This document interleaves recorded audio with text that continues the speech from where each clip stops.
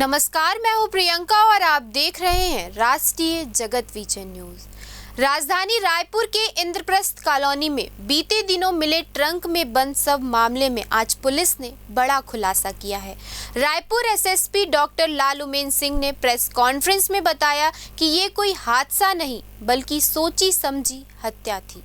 इस केस के खुलासे ने रिश्तों पर से भरोसे का आखिरी पर्दा भी हटा दिया है।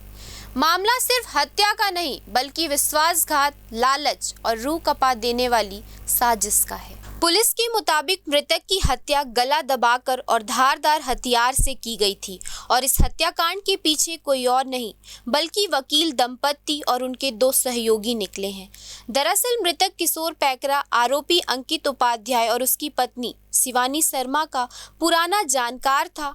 आरोपी दंपत्ति के साथ उसका जमीन का 30 लाख रुपए का लेन देन चल रहा था। बार बार पैसा मांगने पर अंकित ने पत्नी और 2 दोस्तों के साथ मिलकर हत्या की साजिश रच डाली।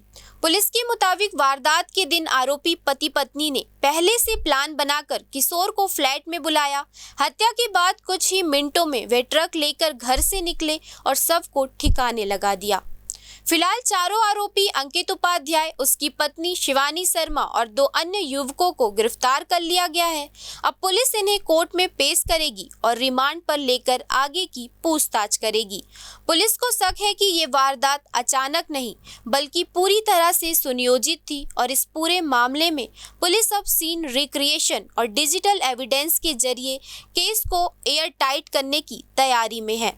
रायपुर पुलिस की इस तफ्तीश से कई परतें खुल चुकी हैं, लेकिन इस हत्या की वजह बना सिर्फ पैसा, वो भी एक ऐसा लेन देन जिसमें दोस्त ही बन बैठा कातिल। फिलहाल इस खबर में इतना ही। देश प्रदेश की खबरों से अपडेटेड रहने के लिए हमारे चैनल को सब्सक्राइब करें।